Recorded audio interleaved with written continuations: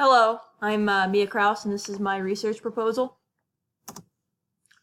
So my question is looking at how much do reentry services impact recidivism rates in adult offenders. The focus of this research is on the different services that are going to be offered to offenders and the length of time that each service is offered.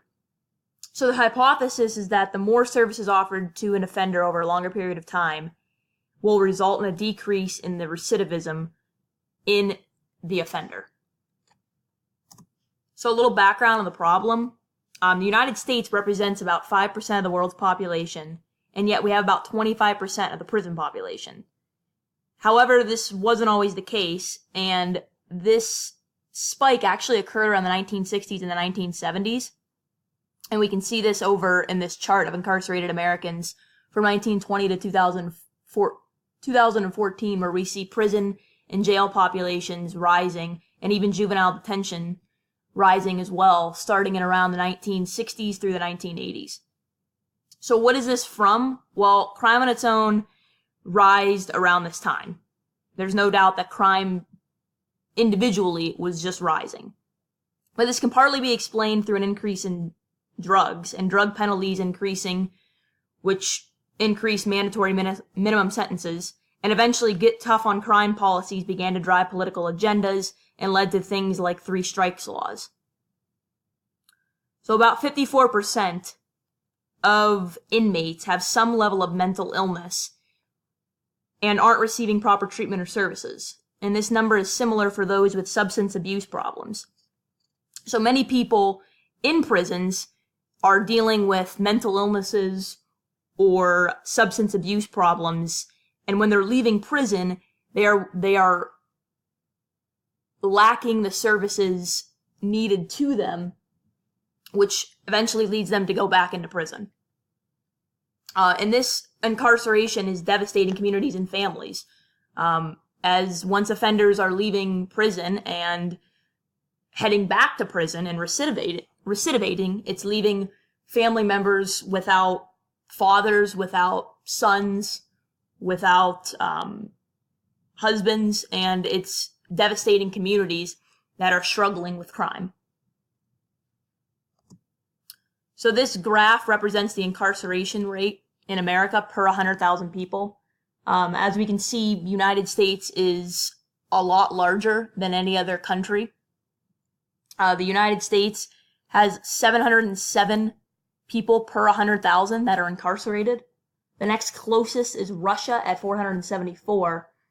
And we can see the United States is about nearly 7 times higher than Canada, who has an incarceration rate of about 118 per 100,000 people. And we're about 10 times higher than a country like Germany, Denmark, or Norway. So, how is this related to recidivism? There was a completed study that was conducted by Pew Research Center that used data from 41 states who had helped shared information for the research regarding recidivism rates through 1999 to 2011.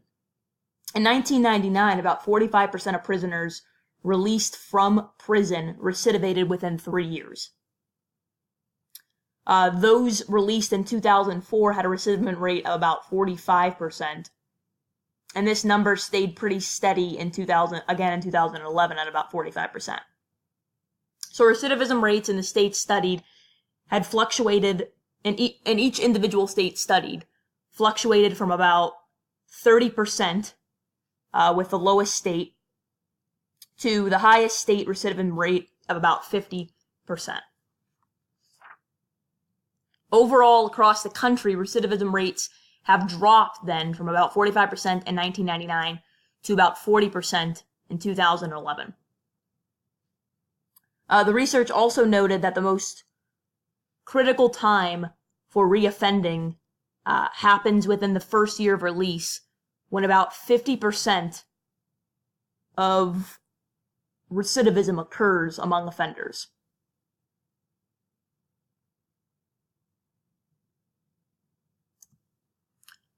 So, for our research design sample, we have 150 prisoners that will be selected from Northwest PA. Now, these 150 prisoners would have to be released from prison from January of 2019 to June of 2019.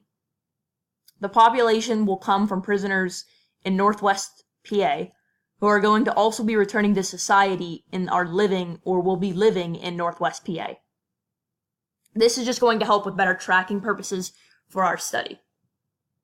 The sample will be gathered using random sampling among 24 to 30-year-old offenders, and the sample must include 75 white males and 75 minority males with an age range within that given age range. So this is just kind of a graph here to see where the prisoners will be coming from. Again, just trying to keep it within the northwest part of the state to make it easier for tracking, and also trying to keep other factors that could impact the data to be somewhat limited, as if we pulled from the entire state or multiple states. So again, 75 white males and 75 minority males. The researcher wants a variety of offenses among the participants. So there will be some participants that have drug offenses, some that have violent offenses, some that have really are just maybe in prison because of a lengthy criminal history of more minor offenses. So the more variety, the researcher feels is better for getting a mixed group of offenders, because we really want to just see if services overall impact offenders, not necessarily which type of offenders that we have. So there will be 110 participants who will be selected to get extensive programming. Participants must give consent to be involved with the program, and there will be no fees involved for them. It also must be made clear that there are no penalties for not being involved, and other services or programs are still available to prisoners once they are released. 40 males will be used for the control group, and this will be used for the researcher to make connections to the importance of long-term reentry services for offenders, and just to really see what happens to these males that did not receive the extensive programming. Programming for the test group will begin 12 weeks before scheduled release by involving case managers in the prisoner's life to prepare them for reentry. The case manager will go over strengths and weaknesses to put together a case plan for the participant, and the program will continue outside of prison for 12 months. Some of the services that will be offered include housing, mental health problems and issues, substance abuse, transportation, counseling and therapy, employment, and educational or job training. Local service agencies and programs will supply the services of the participant. This research is not making or developing new services in the community, but rather we're going to use what is already established in local resources that are already available to community members. So it's less important that the researcher works with the local agencies to supply the services to the offenders and establish connections with them, so the researcher can better gather data as they help to supply the actual services to the offender. The researcher will need case managers, however, who will keep in contact with the inmates 12 weeks before the release to 1 year after their release. We estimate about 8 to 10 case managers in order for case managers to have a proper caseload and be able to deal with each participant in a somewhat pretty involved way, constantly communicating with them in order to help make sure that the services are being properly exposed to the offender, and also to track the data of recidivism. By only using Northwest PA, the researcher hopes to keep travel costs down and ensure that case managers are staying within the particular region. And this will mean that potential inmates could come from SCI Albion, Mercer, or Forest. So in terms of the method, this will be a quantitative study, which will look at recidivism within 3 years of the exact date of release. So the researcher will track the recidivism 3 years from the January 2019 all the way through June 2019, 3 years after that, which would mean January of 2022 to June of 2022. And this could include parole violations or new crimes committed. It must involve a conviction or a prison or jail sentence. So in other words, if the offender does not re-enter prison or jail, then it is not considered recidivating for the purpose of this study. So the key variables in this study, the dependent variable is the recidivism rates during the 3-year period. If the offender goes to jail or prison on a new charge or parole violation, then it would be considered that they did indeed recidivate. The independent variable will be the exposure to the various services available. Again, these include housing, mental health problems, substance abuse, transportation, counseling and therapy, employment, and education. And the offender must be involved with at least one of these programs during the entire 12-month period for them to be considered part of the group that's successfully received the exposure of reentry services. So this is kind of just like a summary of the steps involved with this. So the first step is to determine our sample size from our population. So we'll be using 24 to 30-year-olds who are scheduled to release in early 2019. These offenders must consent to participating and understand that participation will be for 12 months. Step 2 is to supply case managers to the inmates 12 weeks before the release. This will help them develop a relationship with the offenders and determine their strengths and weaknesses, which will then help them to determine which services of the 7 main categories that they will most need to focus on to help them successfully reintegrate into society and to avoid recidivism. And then finally, step 3 is getting services to the offender and ultimately tracking the recidivism rates. So once the participant is released from prison, he will immediately get involved with services based on case manager's plan, and the services will last for 12 months, with recidivism being tracked 3 years following the release. So some limitations of this study. We are only tracking certain age range of 24 and 30. And there is also a smaller sample size and limited tracking period due to the costs that will be associated with the research study. The researcher can also not force full investment on the part of the released offender.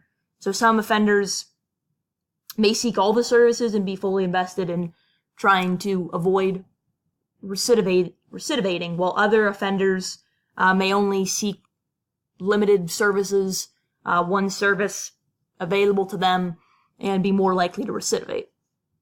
It also has to be considered that other factors impact criminal behavior, and we will not be measuring these. So some of these could include socioeconomic status, the support that the offender gets from family, friends, the community itself and the community members, and the peers and the people that the offenders are hanging out with once they are released from prison. Some of the strengths of this research, previous research has only tracked recidivism for 1 to 2 years, whereas this study will track it for about 3 years. And 3 years is a good measuring point because 3 years is what's commonly being tracked by state correctional departments in terms of recidivism rates among offenders that they release. So some previous research has also failed to use pre-release services or the use of case managers for each participant who's seeking service, which is important because case managers can help to establish the needs and the strengths of the offenders to help develop a better case plan and really focus the services based on what the offender will need most, which could help to make the offender more successful.